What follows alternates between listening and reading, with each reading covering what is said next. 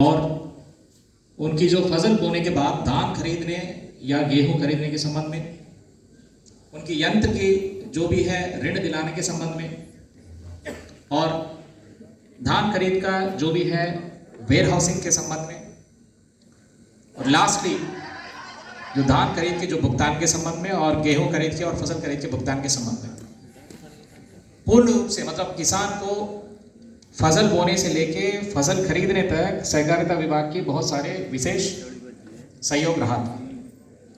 लेकिन क्रमेपी ये जो सदस्य बढ़ाने की जो प्रक्रिया है वो धीमी गति पकड़ी थी, और आज की तारीख में सदस्य बढ़ाने का जो प्रक्रिया है पूर्ण रूप से संचालित नहीं है। तो सबसे अनुरोध ये है कि सदस्य बढ़ाने के लिए संबंध में आपकी सहयोग की जरूरत है, और जितने भी हमारे समितियां हैं जो जनपद झांसी से जुड़े हैं, इस वक्त लगभग 58 समितियां हैं।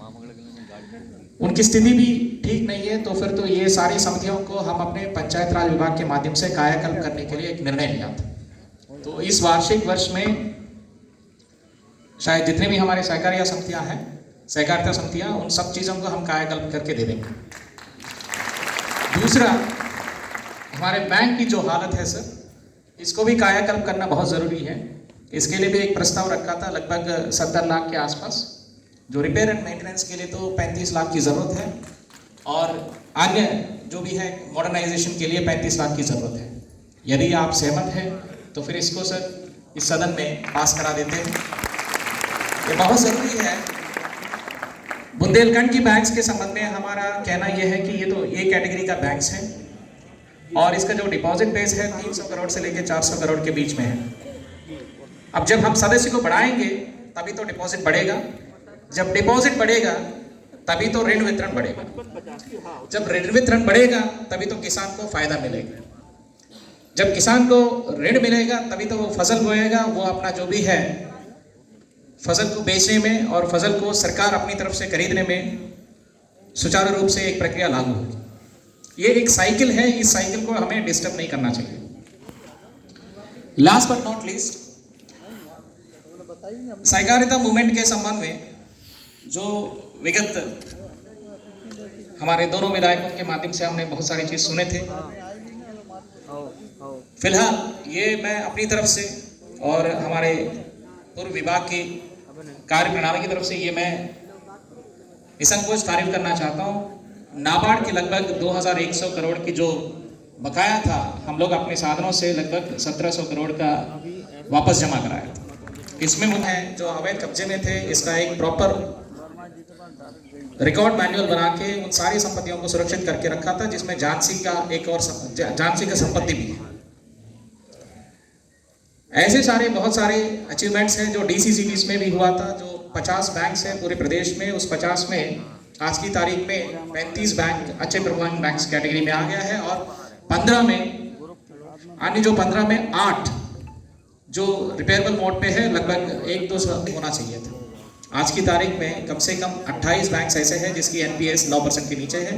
बाकी सारे बैंक्स में प्रक्रिया यथाविधि चल रही है, एनपीएस को घटाने की प्रक्रिया यथाविधि चल रही है। के संबंध में अगर बात करें, 2 प्रस्ताव हमने रखा था। लाभ हानि के संबंध में इनकम एंड एक्सपेंडिचर अकाउंट और आज की जो बैलेंस शीट के संबंध में सर हमने आपके सामने प्रस्तुत किया था। अगर उस पर सर कोई आपकी टिप्पणी चाहे तो फिर तो सर टिप्पणी करिए, या मेरा सर इसको पास करा देते सर। Right sir. लास्ट 2020 और 21 की जो प्रस्तावित बजट है,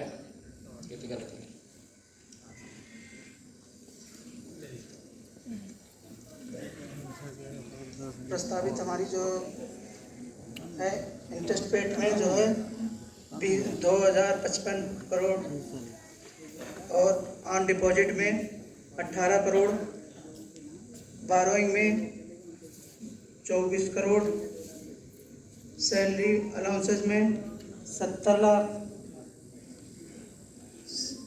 आपके सामने इसको हम पारित करा देते हैं सर, अगर आपकी अनुमति है तो। भी डायरेक्टर से एवं चेयरमैन साहब को बहुत बहुत धन्यवाद। लेकिन एक और विशेष अनुरोध है जो हमारे सामने जो पारदर्शिता के दौर पर ये बैंक चल रहे हैं, तो कृपया आप सभी से अनुरोध है हमारे अगले बिंदु पे नए सदस्य को जोड़ने में और जो डिपॉजिट की जो बेस है उसको बढ़ाने में और डिपॉजिट की जो बेस है उसको डीपन करने में आप सब लोगों की विशेष सहयोग की जरूरत है। अब ज्यादा समय ना लेते हुए इस एजीएम पे आज हमारे बीच में उपस्थित माननीय सहकारिता मंत्री जी श्री मुकुट बिहारी वर्मा सर को सर 2 आशीर्वचन आपकी तरफ से।